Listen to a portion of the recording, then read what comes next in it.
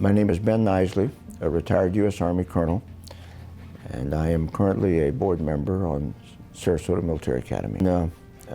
Very, very honored and proud, and know that I'm fortunate, first of all, to be able to still get in an old uniform that I wore 30, 40 years ago. But secondly, to have the privilege to be a part of the foundation and the formation of the lives of young students, cadets in this community. That's probably the most honorable thing that I do, is to still be able to be a part of what's going on.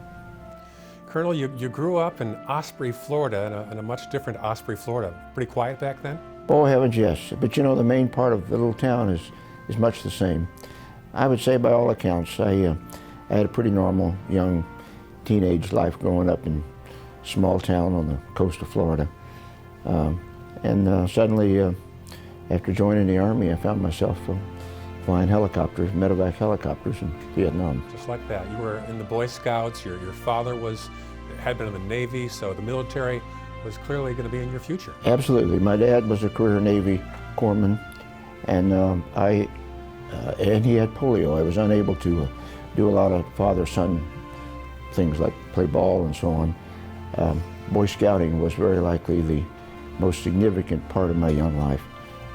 I worked at a local Flying Eagle Scout camp every single year of my teenage years as a counselor. So I think probably it was the scouting experience that led me clearly to think about the military. That particular day is probably the most memorable day of my life. I was flying medevac helicopters in the northern part of Vietnam in an area called the Ho Chi Minh Trail.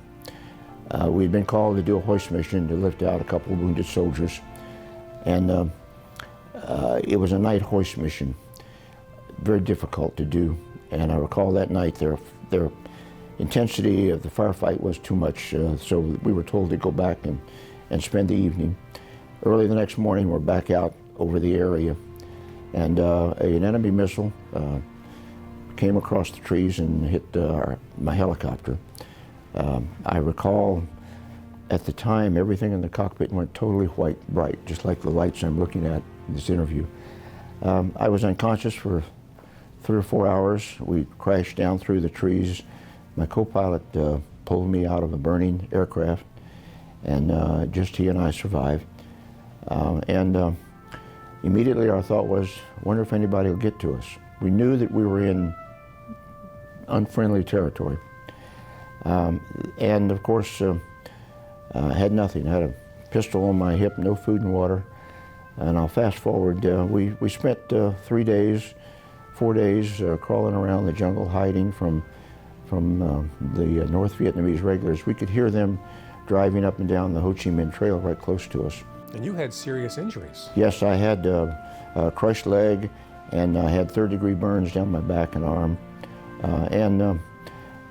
Interestingly enough, I was losing a lot of fluid. Didn't realize it, but we had no. I remember licking water off of leaves just to try to keep my mouth somewhat moist.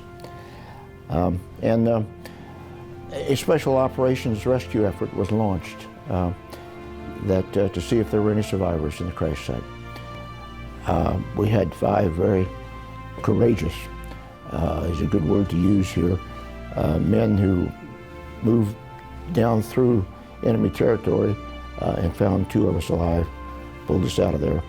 I remember after I knew that we had paratroopers in our vicinity, the next thing I knew was some big old boy from West Virginia who was a medic, 101st Airborne, threw me over his shoulders, and we began to leave in a direction that I thought, this is not the right way to go.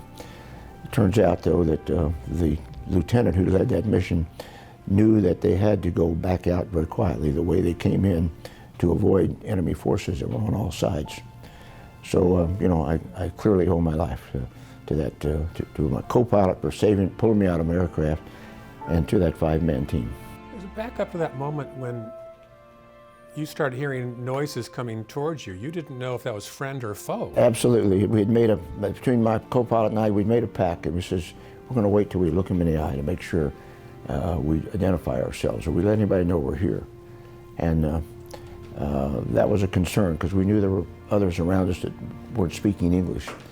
And lo and behold, the moment I knew that it was 101st Airborne by way of a little clicker that the 101st had used in World War II. One of the sergeants on that rescue team, click, click, click, click. Is that the secret code? Yes, it was. It was. You know, during Normandy, if the history will tell us that the 101st paratrooped in at night into France, into Western France. The only way they could communicate to link up was click, and then their click, click. They had a little code among them. This sergeant had the foresight, and God bless the good fortune, he carried one of those in his pocket all these years later in Vietnam. And when he said, "Hey, dust off," which was our call sign, "Hey, dust off, are you in the area?" Click, click, click, click. I knew immediately I'm in the hands of somebody that's good. And I didn't have to worry about looking him in the eye. I knew who we had. You went on to serve decades more in the military, General Schwarzkopf, but how often do you think back about that day in Vietnam? Oh, I think not a day goes by that I don't, 53 years ago, I should have died. And I share as best I can, the leader of that rescue team I still communicate with by email. And I've shared with him over the years, how do you say thank you to someone who saved your life? Words are really inadequate for that.